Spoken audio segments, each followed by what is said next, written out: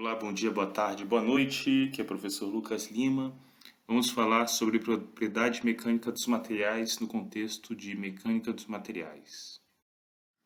O objetivo dessa aula vai ser introduzir os conceitos da relação entre tensão e deformação, discutir o diagrama tensão-deformação para materiais comumente utilizados em engenharia e discutir propriedades mecânicas e outros testes relacionados à resistência dos materiais. Então a gente recomenda fortemente a leitura do capítulo 3 do livro de resistência a materiais do Hibbeler. Então, para relacionar tanto a tensão normal média quanto a deformação normal média, a gente pode falar dos testes de tração e do teste de compressão, né? São testes muito importantes para caracterizar a resistência de materiais de engenharia. Então, é um ensaio que vai relacionar a tensão normal média e a deformação normal média de diferentes materiais usados em engenharia, como metais, cerâmicos, polímeros, materiais compósitos. Você pode também adaptar teste de tração-compressão para caracterizar outros tipos de materiais, tecido biológico, entre outras coisas, né? Muitas vezes, normalmente, esses ensaios são baseados com corpos de prova. Corpos de prova são formatos e tamanhos padronizados de materiais, né? Então, por exemplo, aqui tem um desenho de corpo de prova, onde ele seria no formato cilíndrico, né? Onde aqui você tem um diâmetro D0 de 0,5 polegadas e um comprimento de referência, que vai ser o comprimento do qual a gente vai medir, né, a nossa deformação normal média. Então, o corpo de prova pode ter, dependendo da norma técnica que a gente se baseia, pode ter diferentes formatos. Esse é um formato cilíndrico, muito usado para materiais metálicos, mas você também tem alguns que são uma lâmina fina, muito usado em compósitos. Bom, são diferentes normas técnicas que podem se referenciar a diferentes corpos de prova dependendo do que você quer. E é importante no corpo de prova você colocar numa máquina de ensaio tração. Essa máquina normalmente aqui, quando a gente está falando de tração, a gente tem uma garra que pega uma das extremidades e a outra garra que pega a outra, e um dos cabeçotes vai se mover. No caso aqui dessa máquina que está desenhada aqui, vai ser o cabeçote de cima, que vai se mover dessa forma, né, subindo, tracionando o corpo de prova. Outras máquinas você tem um cabeçote de baixo que faz o movimento. Depende do modelo, da marca, né? E aí com isso você pode medir qual que é o distanciamento entre esses dois pontos de referência. Você pode colocar, por exemplo, um extensômetro óptico, né, um extensômetro por resistência elétrica. O que é isso? Você cola um pequeno extensômetro que, ao aumentar a distância entre diferentes pontos, o seu extensômetro ele emite um sinal elétrico, né? Emitindo um sinal elétrico, você pode calibrar tendo a proporção, né, que esse sinal elétrico vai ser tratado e vai te dar exatamente qual que seria a deformação no seu corpo de prova. Então, isso é uma questão muito interessante para saber a deformação. E a força, normalmente você pode ter sobre o teu equipamento, né, uma célula de carga que vai medir a força que é aplicada. Sabendo o tamanho inicial dessa área daqui, a gente pode então ter a força sobre a área e estimar assim uma tensão normal, né, média naquela área devido à força que é aplicada e a área que a gente conhece de início. Então, continuando sobre a questão do diagrama tensão-deformação, o que acontece? Você tem o corpo de prova, a gente poderia falar de compressão, mas vamos nos ter mais a questão de tração, né, que está sendo preso numa garra e outro cabeçote se move, mas mecanicamente é como se você tivesse duas forças iguais de sentidos contrários tracionando esse corpo de prova. ele tem um diâmetro inicial 0,5 polegadas, né? Com esse diâmetro inicial, a gente pode achar a área inicial e você tem um comprimento inicial L0. Então a tensão vai ser sempre calculada pela força, que é medida numa célula de carga que está sobre o equipamento, dividido pela essa área inicial. E a deformação, ela vai ser medida pelo deslocamento entre esses dois pontos, dividido por esse L inicial. Quando você vai medir essa deformação, essa deformação e essa tensão, né, ao longo do histórico do carregamento, você vai poder traçar um gráfico para todos os pontos medidos. Vai ser esse gráfico aqui de baixo. Esse gráfico daqui, muitas vezes, ele é dividido em duas fases, né? O comportamento elástico e o comportamento plástico, tá? O que é o comportamento elástico? O comportamento elástico é como se você depois, quando o material está sob comportamento elástico, se você aplica uma força e ele se comporta apenas elasticamente e solta essa força, ele recupera tudo aquilo que ele se deformou antes. Então, a deformação não é permanente, né? Outra característica importante do comportamento elástico é que a relação entre tensão e deformação, ela é linear. Veja que aqui você tem uma reta, ao contrário de outros pontos, outras regiões que não é uma reta, é uma coisa diferente, né? Então, toda deformação no comportamento elástico, ela se recupera ao se remover a carga.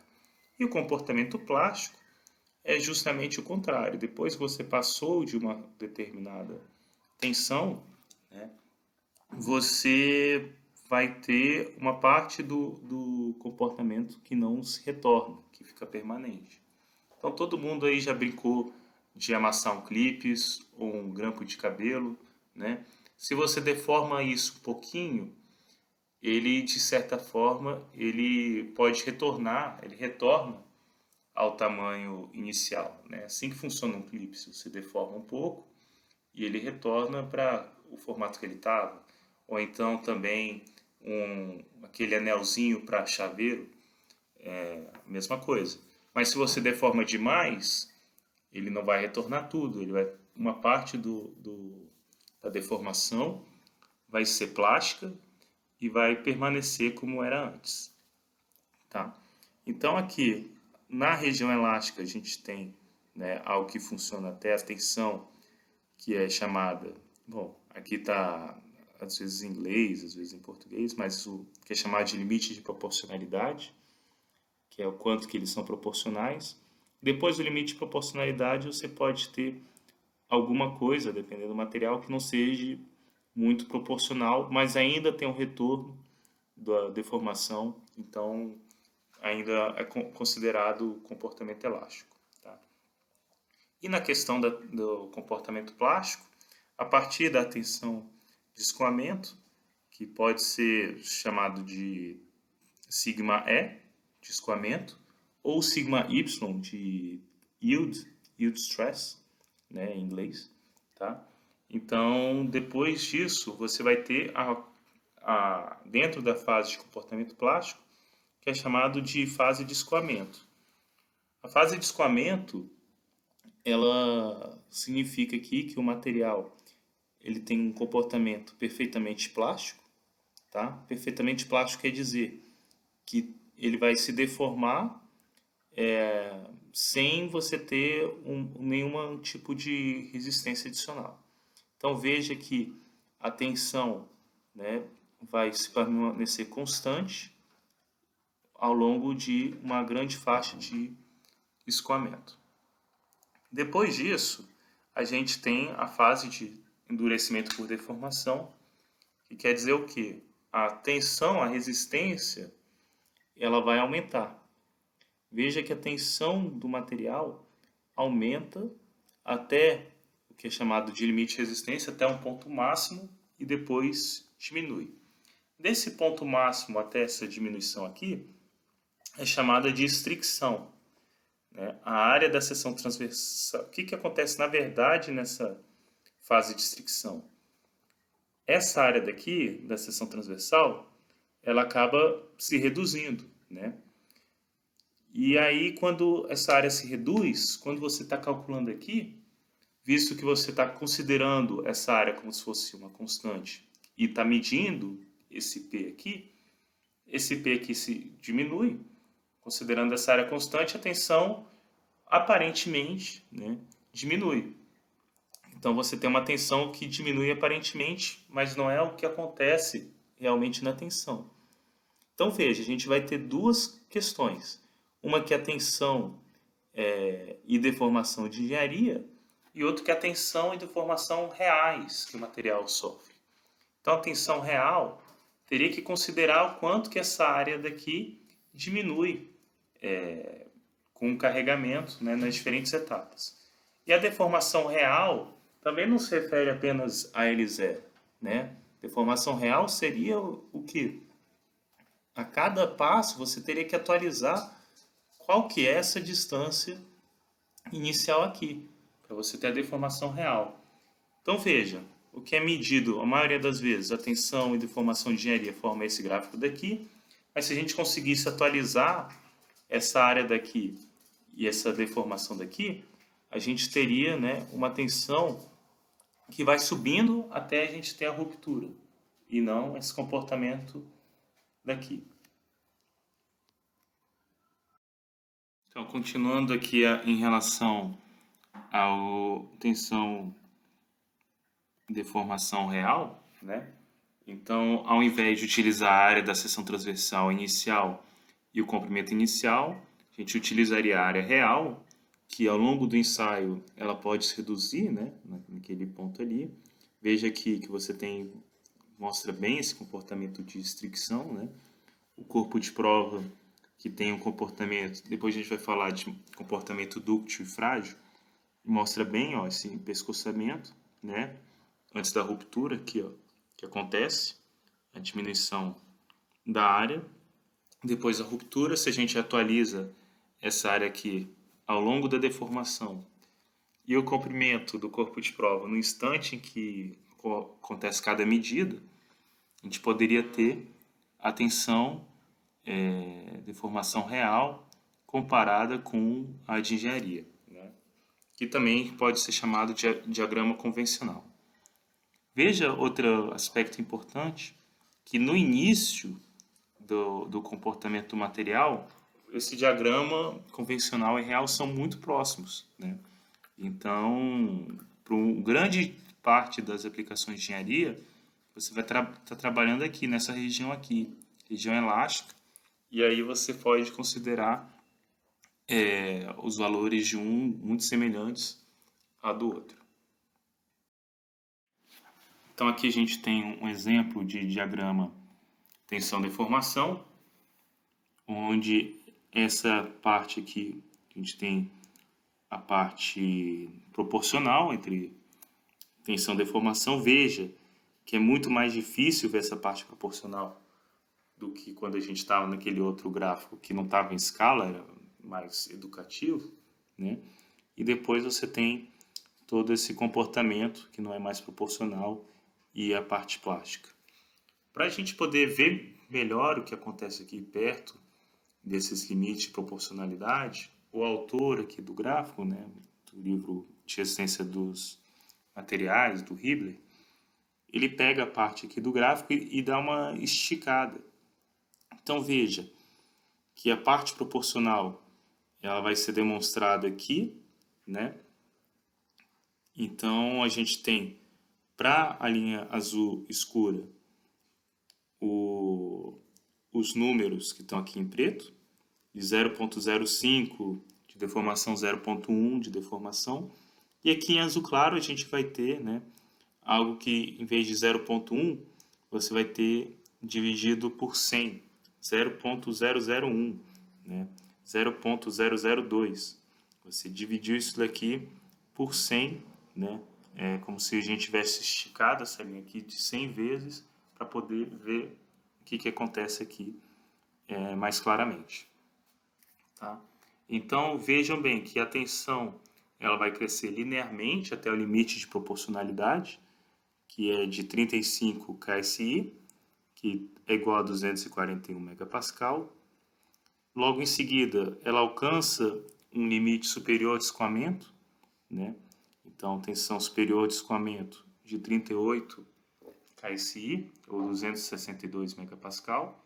E depois ela cai para um limite inferior de escoamento, que é 36 KSI, ou 248 megapascal. E permanece constante, né? Por uma longa fase, nem é mostrado aqui, porque amplificou 100 vezes a escala, mas a gente pode ver aqui em preto que ele vai até 0,03, né? Sendo que a escala em azul claro vai só até 0,004. E aí depois você tem as diferentes fases, onde você chega, né, a tensão vai aumentando por endurecimento até 63 KSI, né, que é 435 megapascal, e ela se reduz até 47 KSI, que é a tensão de fratura, que é equivalente a 324 megapascal. Vamos falar agora de materiais dúcteis e frágeis, né? A gente tem aqui então o que é um material dúctil e o que é um material frágil. Essa classificação de dúctil frágil ele vai depender das características de tensão e deformação do material. Então, caso o material apresente escoamento antes da falha, a gente vai considerar ele como dúctil. Se ele falha abruptamente, sem muito escoamento, né, a gente vai considerá-lo como frágil. Então, falar um pouquinho mais de alguns materiais dúcteis, que ele pode, né, consequentemente, visto que ele tem escoamento, ele pode ser submetido a grandes deformações antes da ruptura. Com isso, ele tem várias aplicações estruturais importantes, porque além dele poder absorver uma grande quantidade de energia antes de romper, ele vai exibir a deformação de falhar. Então imagina uma estrutura que falha bruscamente, se você escolhesse um material frágil, ou uma estrutura que ela se deforma antes de falhar bruscamente. Então se ela pode deformar, é uma característica importante, né? A mesma coisa quando você tem um carro que sofre uma batida. Se ele pode se deformar, ele vai poder absorver mais energia, né, de um impacto do que um material que simplesmente quebre, né? Então, essas são aplicações importantes. Alguns exemplos de materiais dúcteis: aço doce, latão, molibdênio, zinco, né? E outro aspecto importante de ser falado, que assim, aqueles gráficos que a gente mostrou anteriormente, que tinha uma deformação, né, constante, a tensão que não aumentava, ali vários metais não apresentam esse comportamento, né?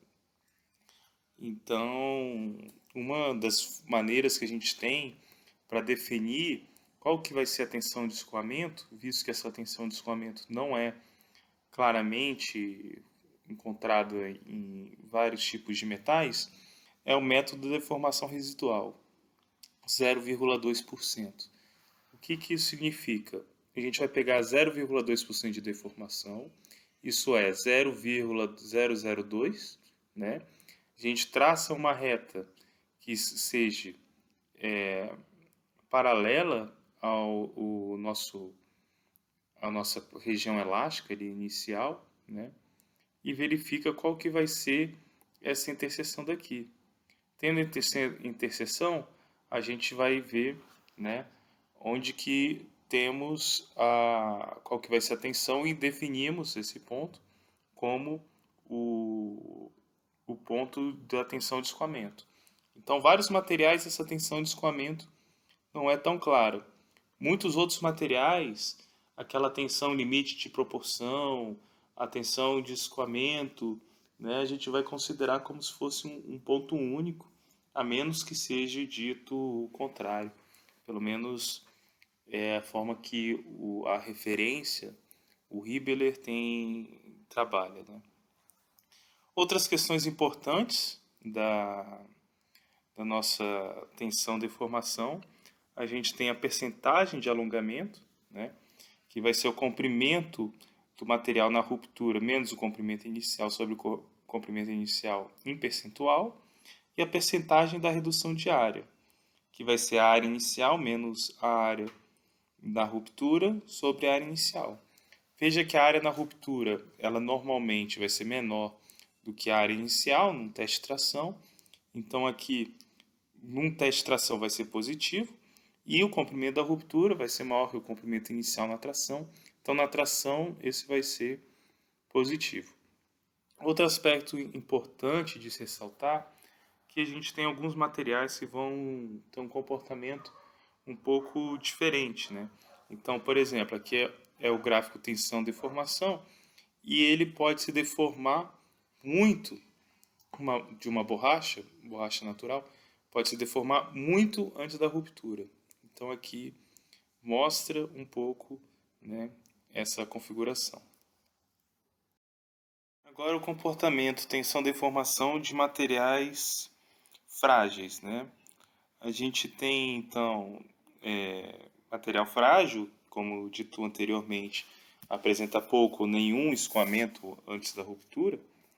E, por exemplo, para o ferro fundido, a gente pode ver aqui em tração, você tem um ponto, ó, a ruptura, a falha direto, sem apresentar um escoamento, né, como a gente tinha no material dúctil, ou pouquíssimo escoamento.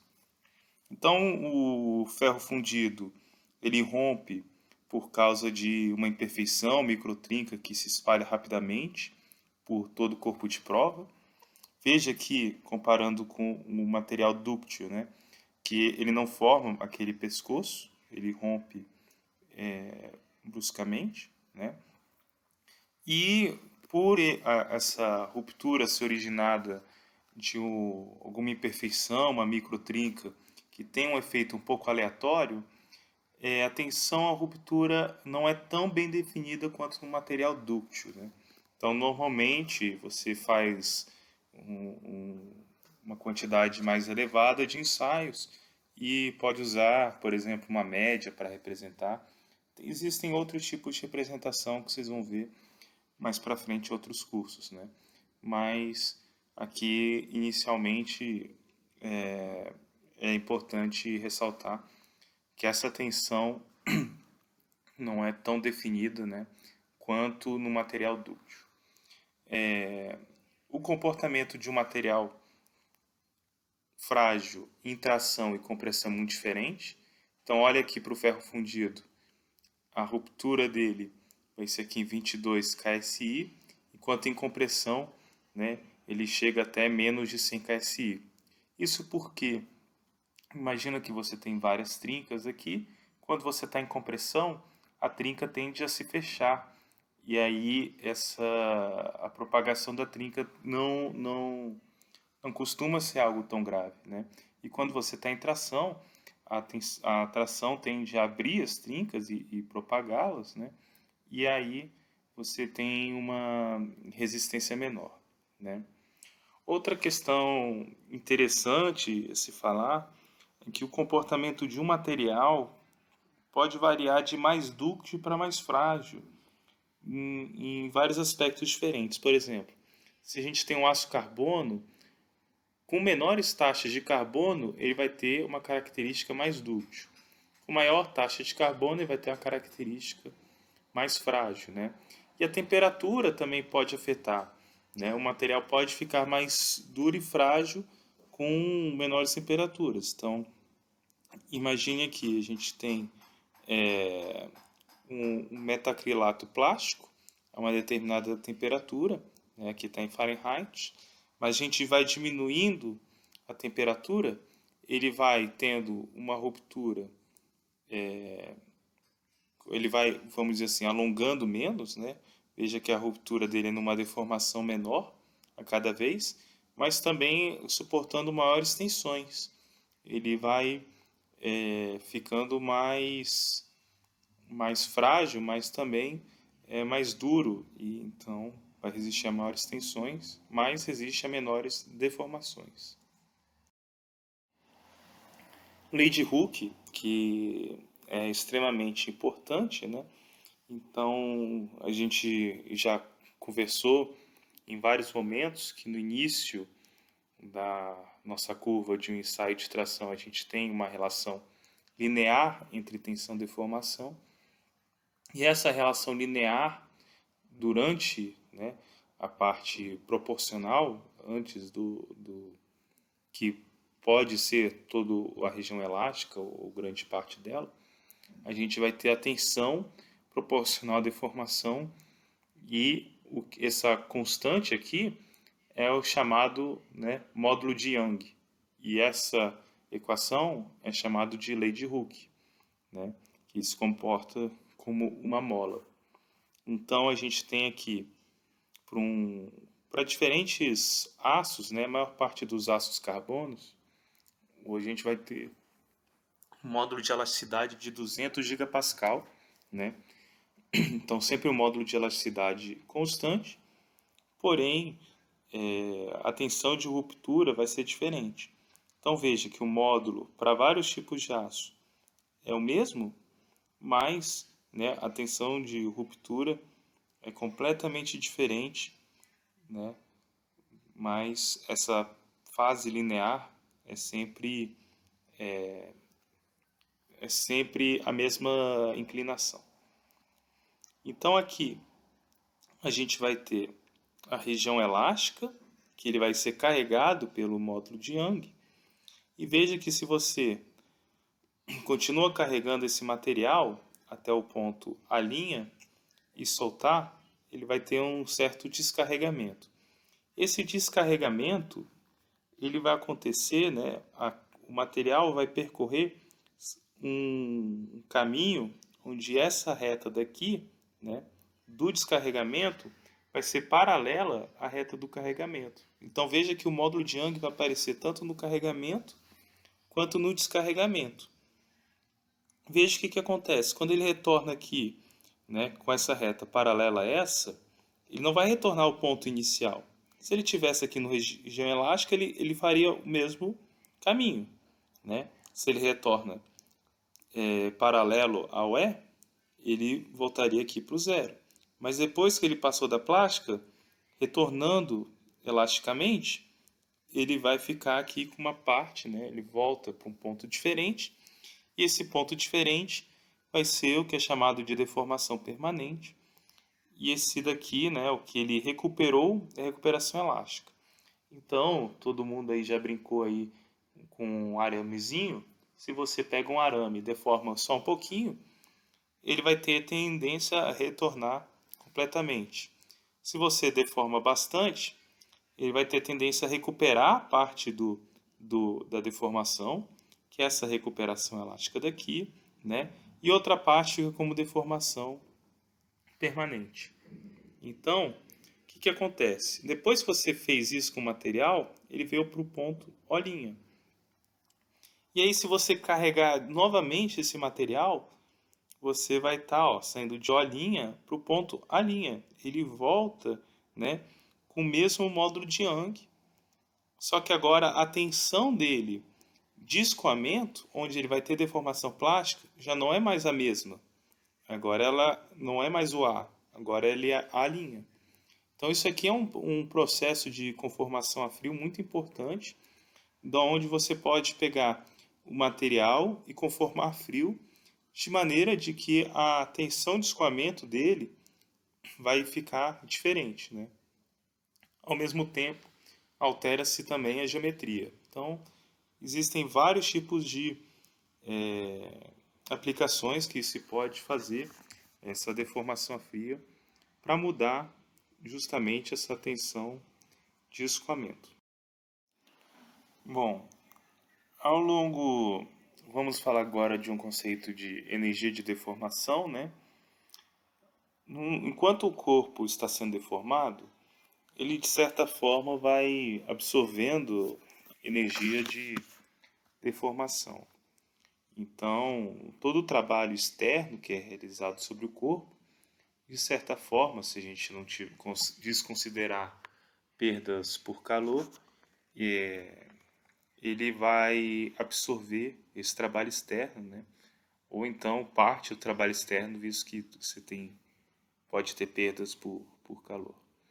Então, imagina que a gente tem um elemento de material submetido a uma tensão uniaxial, de base ΔX, ΔY, uma altura ΔZ, né, submetido a uma tensão aqui para cima sigma, aqui para baixo sigma também, né, submetido à tensão uniaxial. Veja que a força que vai ser executada sobre o corpo, ele vai começar de zero até uma determinada força. Então, quando a gente for calcular o trabalho, que é a integral, né, da força de deslocamento, normalmente essa força de deslocamento tem ali um produto escalar, e quer dizer que você vai pegar a componente da força na mesma direção do deslocamento. No caso, como a gente vai ter, né, força na mesma direção do deslocamento, a gente não precisa se preocupar tanto com esse produto escalar e só pegar a força de deslocamento. Lembrando que o trabalho é essa integral, que é essa área. Então, como a força vai variar do zero até a força calculada, a gente vai multiplicar aqui por meio, né, desse nosso ΔF, vezes o deslocamento. Quem que vai ser o deslocamento? O tamanho dessa aresta, ΔZ, vezes a deformação, né, em Z, vezes o epsilon. Esse aqui vai ser o trabalho, né, executado sobre o nosso corpo, mas a gente pode querer não a energia de deformação total, mas a densidade da energia de deformação, né, que seria o trabalho externo por unidade de volume. Então, dividir pela unidade de volume. A gente tem aqui ΔX, ΔY, ΔZ, a gente divide por ΔX, ΔY, ΔZ. Veja que esse ΔZ vai cortar com esse daqui. E veja que esse ΔF vai ser o quê? A força dividido pela área de aplicação, que é justamente o nosso conceito de tensão. Então, a nossa energia de deformação vai ser 1 meio sigma epsilon. Isso daqui é um resultado importante para diversos tipos de aplicação. E aí a gente vai ter algumas características de material que pode ser, por exemplo, o módulo de resiliência, né? Que enquanto o material é proporcional, né, até o limite de proporcionalidade, que lembrando, para vários casos vai ser também considerado como a tensão de escoamento, tá? A gente vai ter aqui a integral justamente dessa parte daqui, ó, que é justamente, né, o meio de sigma epsilon, vai ser considerado como nosso módulo de resiliência. O quanto de energia o material pode absorver, né, no comportamento antes de se deformar plasticamente, desculpa, no regime elástico. E a gente também tem o módulo de tenacidade, que é semelhante a quanto de energia ele pode absorver, mas antes da fratura. Então, se é antes da fratura, vai ser a área total que você tem até a ruptura. Enquanto o módulo de resiliência vai ser o quanto de energia, a área total que você vai ter aqui, né, antes do escoamento. Agora, outro conceito muito importante, que é o coeficiente de Poisson, né? O coeficiente de Poisson é uma razão entre a deformação lateral e a longitudinal, onde é aplicada uma força. Então, aqui, imagine, está ilustrado uma borracha, que vai sofrer compressão. Veja que quando ela sofre compressão, não apenas a distância, né, longitudinal vai ser reduzida, mas também essa distância lateral aumenta. Então, o coeficiente de Poisson é a razão entre a deformação lateral e a deformação longitudinal, né, com um símbolo aqui negativo. Por que negativo? Veja que aqui, quando você tem essa deformação está diminuindo, né? Quer dizer que aqui vai ser negativa, aqui vai aumentar. Então vai ser positivo. Então veja que existe uma relação de sinais contrários, né? Na maior parte dos materiais, onde você vai comprimir uma parte, a outra vai aumentar, a mesma coisa se fosse tração. Então veja bem, se você traciona aqui um material, na outra dimensão ele vai ter a tendência a ficar mais fino. Então aqui o corpo sólido é ele antes da tração e em tracejado você tem depois da tração, ele vai ficar mais fino, né? E justamente a relação que você tem da deformação lateral e longitudinal vai ser o nosso coeficiente de Poisson. O coeficiente de Poisson é um valor que varia entre 0 e 0,5, né? E para materiais metálicos, o valor encontrado vai ser algo próximo a 0,3, né? Só para ter uma referência de valor a respeito. Agora a gente vai falar também da diagrama tensão, deformação e cisalhamento. Da mesma forma que a gente fez, né, um ensaio de tração e achou a relação entre tensão normal e deformação normal, a gente pode também fazer um teste ou diferentes tipos de testes específicos para achar a relação entre tensão de cisalhamento e deformação por cisalhamento. Então, um exemplo, né, que poderia ser feito para achar essa relação é fazer um ensaio de torção sobre um tubo de parede fina, né? Isso é visto muito em capítulos a respeito de torção, detalhamento maior. Mas, a título comparativo, a gente vai ter aqui, então, em vez da tensão normal, a tensão é devido ao cisalhamento, em vez da deformação normal, a deformação devido ao cisalhamento, né? E vamos ter um comportamento, no geral, mais ou menos similar, onde que essa primeira parte, né, que você calculava para o outro gráfico o módulo de Young, aqui a gente vai calcular, né, o módulo de elasticidade ao cisalhamento, que é comumente representado como G, né? E aí você pode ter, de maneira similar ao representado na lei de Hooke, né? A gente pode ter aqui a tensão de cisalhamento igual a G, que vai ser esse daqui, vezes a deformação por cisalhamento, né? E aí a gente tem a relação linear no início da curva. Para materiais que sejam homogêneos e isotrópicos, muitas vezes a gente pode relacionar o módulo de cisalhamento e o módulo de Young através dessa relação aqui que leva em conta o coeficiente Poisson, tá? Então, essa é uma relação importante que pode ser aplicada para materiais que sejam isotrópicos e homogêneos. Muito obrigado por assistirem essa aula e espero que vocês tenham gostado. Qualquer coisa, coloque nos comentários dúvidas ou sugestões. Obrigado.